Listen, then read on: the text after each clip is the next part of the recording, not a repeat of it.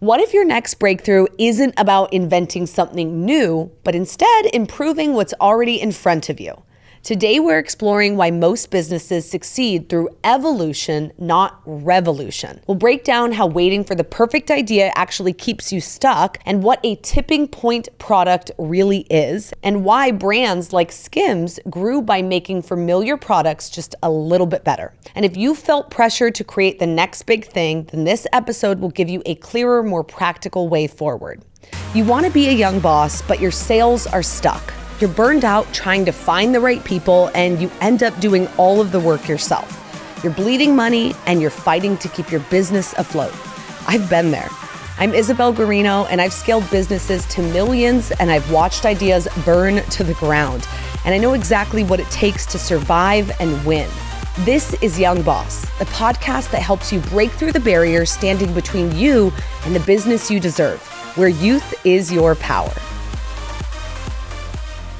Do not fall into the trap of the cultural myth of this genius product. The belief that success requires a product so new and so different and so revolutionary that the world has never seen anything like it. But sometimes you need to create something evolutionary, not revolutionary.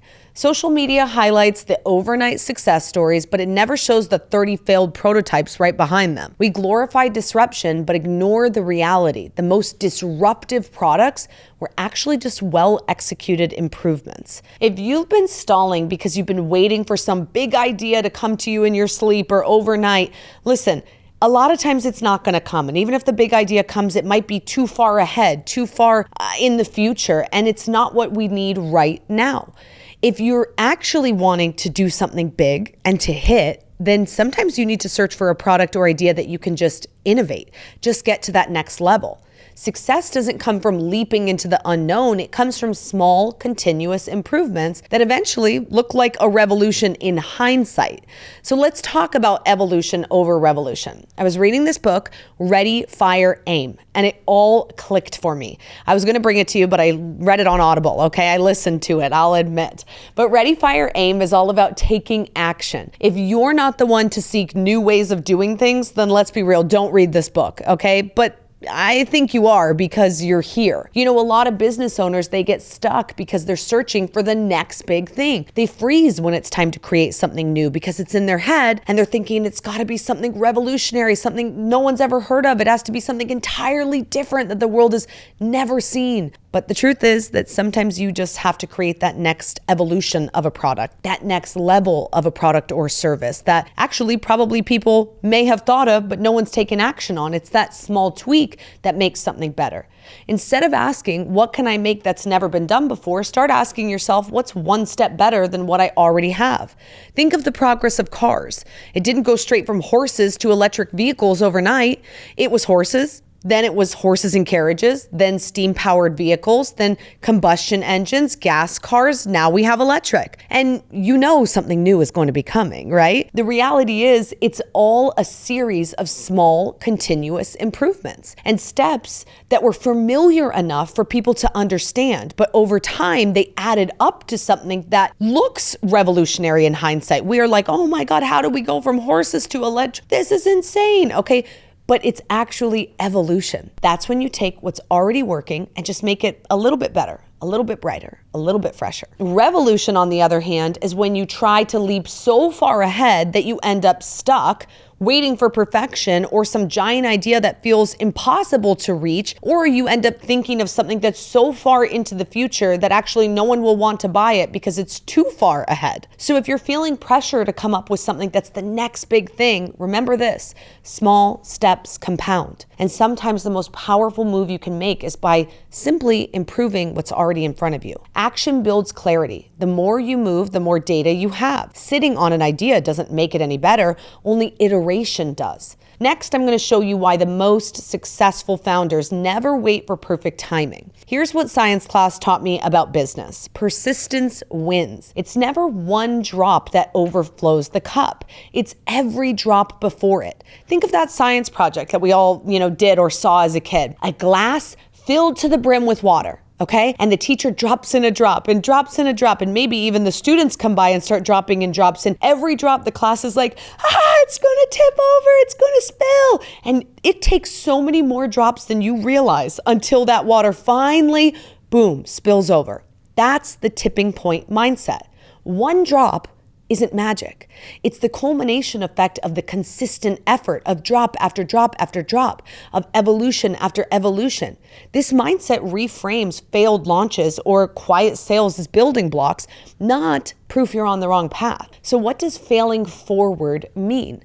Sometimes failing forward might look like bringing a product that's a little bit different, a little bit more improved than what you already had, and it doesn't hit. The market says, we didn't want that, we didn't need that, but what did? You kept going, and you improved it again, and you took another whack at it. And sometimes we've filmed courses 3 or 4 times. We've added in different concepts to them, whether it's live Q&A, or it comes with this, or it has, quizzes along the way, and one final tweak, boom, you finally get to that phase. But each drop was kind of feeling like a failure along the way. I'm not going to say they're failures, but it is kind of that failing forward methodology. And it's okay to strike out, because each time at bat is another attempt in the evolution of the product. You have to accept that some versions won't hit, but each attempt will get you closer to that end game goal. You know how many founders quit right before their last drop? You've seen that image of the 2 people who are digging for the gold, right? And one person stops this close before the gold's on the other side. That is what this is like. I want you to ask yourself, what drops have you already contributed that are bringing you closer to the overflow? Let's see what evolution looks like in action. SKIMS proves that you don't need a revolutionary idea, just a better version. Okay, 4,000 years of history, and they added one modern twist, and now it's a $4 billion brand. What can you learn from shapewear about building your next big thing? Well, these evolutionary opportunities might not appear on the surface, but what in your life do you think could be radically improved? Or maybe it's a product that you already currently offer. But first, shapewear. Okay, shapewear's roots can be traced back to Greece around 1600 BC. Corsets, girdles, spandex, and then came Spanx. Totally led the new hot thing, and everyone wanted it. And each era along the way added improvements, softer fabrics, better fits, more comfort. Let's be clear, SKIMS is not bringing to market a revolutionary product, but they did bring an iteration. They did bring an evolution, a one-legged garment. Ooh, Spanx never had that. You never saw that back in the day.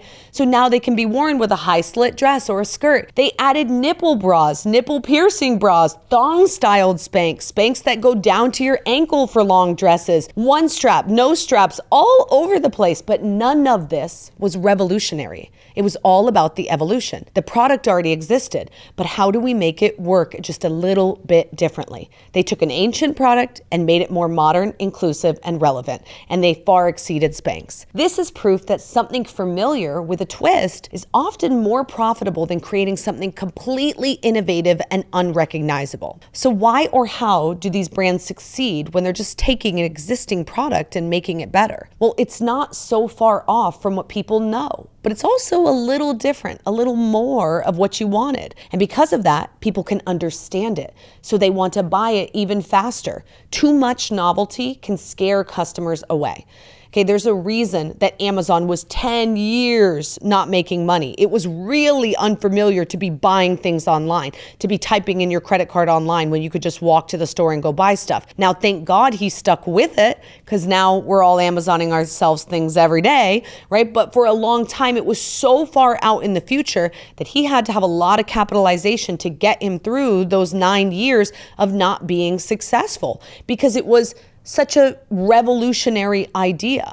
Now, when we think about evolutionary processes or products, I think of my own business and I think of products that we've created along the way. It goes from an online course to a live training, and then we test different other versions of live trainings and online courses. And with each one, I think of every piece to the puzzle. Who could be coming to me? So maybe my, typical training is for real estate investors. But what if I did almost the exact same training, but I talked to realtors and I spoke to them in their way? That might be the product that hits. And then I do it another way and I go medical professionals. And so this has kind of created an iteration of courses that not only speak to different people, but have different processes along the way. A realtor might have different needs for other additional products than a medical professional would. And so thinking about how do we make this one step better or one link further on the chain?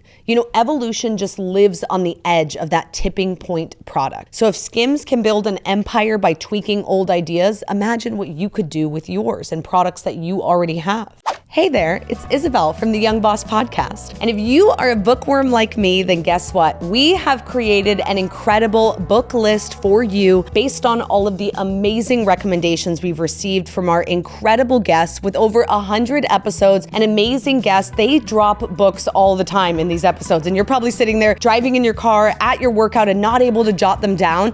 Don't worry, we've got your back. Go check out the link in the show notes where you can find the list of all of the amazing book recommendations and get started on your learning. These are self-development. These are growth and mindset books. These are business books, and they're helpful to a young boss at any level. So go check out the book list. And now back to the show. Next, I'm going to show you exactly how to find your own one-step better idea. So let's get tactical here. I want you to imagine that the secret to your next big win is already in your current product. Now, here's your step-by-step playbook for building evolution into your business. First, you need to learn how to identify your one step better. Start asking, what's one thing my customers keep wishing for? Maybe it's an addition. It could be a subtraction or just a different variation. And then create it and test it. Okay, this is going to be really important because it might actually be more or less than what you already have, but your customers will usually actually tell you what they want. That's how you find what that next little product is. And your next product, it doesn't need to be radically different. It does need to be noticeably better, and that's something that you want to focus on. You want to start by just pumping out products that are developmental to what you already have. And when it comes to this process, I think that it's important that you do it with speed because you know that not all of these drops are going to be the one. It's going to take quite a few until you get there. So think of it as layering the drops in the glass. Each tweak adds volume, breadth, depth, and understanding. So remember, we're failing forward. Not everyone is going to hit, but after each iteration, hopefully you get to that end game goal. Each roadblock is going to present that next opportunity on how you can expand or grow. I'm just a normal girl running a business, so this is for the yous and me. You're going to have to embrace imperfection. Not everything that you're going to put out there is going to be perfect and is going to work, but the average entrepreneur can thrive by iterating consistently. Every time you bring a product, I'm always doing after action reviews with my team, getting feedback from my clients and asking them, what would make this better? What did you hate about this? What did you love about this? What was your favorite part? I don't only want positive feedback, I want those things that I can work on, because the definition of insanity is doing the same thing over and over again and expecting different results. So even the most successful people fall victim to that age-old adage. So you got to scrap the ego, scrap the pride, and get the feedback, okay? Get down to business. You're only going to learn by failing, and you're only going to learn by letting them tell you what they want and what they didn't like about that and how it could be better. And you only fail when you actually try, when you actually bring something to market. You can only get that feedback when you try. You can also only succeed by trying too. So ask yourself, what is the tiniest next step that you could test this next week for your product or service? It's always important to remember that what can be measured can be managed. So how are you going to measure that success? Let me guide you. Use the customer feedback. I said this, but it's so important. Many times people put things out there and they just go off of vibes and feels and what they want and what their team is saying. No, it's not about you, right? You've got to let your ego go. Get that customer feedback. Repeat purchase rates and engagement. Those are big signals for you. And you're probably going to also want to look for refunds. If everyone's refunding a new product you put out there, yikes, probably not the way you want to go. Either you marketed it wrong or it didn't live up to whatever expectation they had. It was priced wrong. It's not working well. You've got to dig in. Data will help you, so you have to track it all. You don't need to invent the future, just improve the present. How to become an evolutionary entrepreneur is up next. Listen, here's how you become the entrepreneur who wins by outlasting everyone else. Consistency. It wins every single time. And I really think that it wins because the people who come into a market, you've all seen them, you probably have competitors who've done this. They come into a market, guns a-blazing, they're so excited, they put their product out there and whoop, it fails. And then they're like, damn it. And they just go back into their little hole. And then they'll come out with a totally new business 6 months later or a year later. And I'm like, that is not going to work, right? You don't want to just keep going like swing to swing to swing.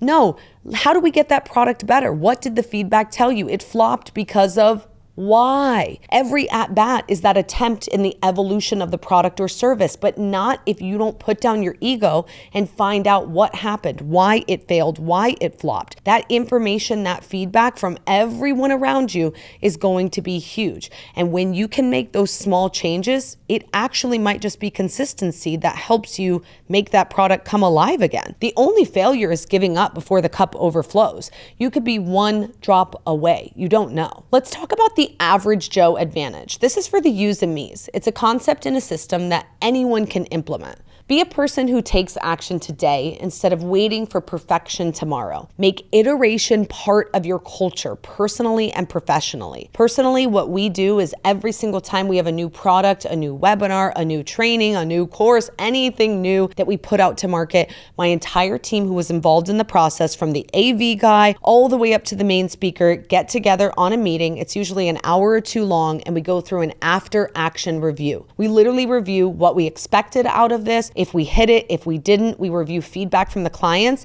and then we all talk about what went good, what went bad, and what we could improve on for next time. Those meetings have absolutely changed my business because now my team feels heard. I get information and insight that maybe I wasn't privy to, that they experienced along the way, whether that was difficulties creating the product or at the event or outsourcing things, whatever it is. I'm getting so much information for those things because if you're stuck in your own silo, it's only what you think about it, not what everyone else experienced. So it means encouraging experimentation. It means being open to innovation, new ways or ideas of doing things. Teach that failure is okay. When I show up to those meetings, the first thing we say before we start them is, no one is a loser here, okay? We are all gonna talk things that went good, things that went bad, and we want no one's feelings hurt. This is not a we're attacking anyone meeting, so everyone, egos down. This is a meeting about how we can make this better. Continued education and open communication will be major for you. You can foster a culture of thinkers and tinkers. Develop people who actually push the envelope, who start to think this way with you. What could we do to make it a little bit better, a little bit better, a little bit better? And when the whole team is doing it, chef's kiss, okay? So you need to start questioning the status quo. And this is your sign to ask yourself, what's the one area of your business where you are going to start evolving today? Because it's all about that evolution. Success doesn't come from a single flawless idea that changes everything overnight. It comes from a series of small, deliberate improvements, each one a drop in the cup, building pressure until the moment it overflows. Evolution, not revolution. The only failure is quitting before that tipping point arrives. So here's your challenge. Pick one of the areas of your business, just one, and ask yourself, what's one step better than where I am right now? And then go test it. You don't have to be the most original or the most brilliant. You just have to keep showing up, tweaking, and trying again. And if you have a team, get them involved. Remember, revolutions are really just the sum of quiet little steps that you took when no one else was watching. Now, go be relentless. One drop, one tweak, one action at a time. Thanks for listening to another episode of Young Boss. Be sure to like, share, and follow us on Instagram and TikTok, and subscribe on YouTube and Spotify or wherever you get your podcasts. And remember, youth is your power.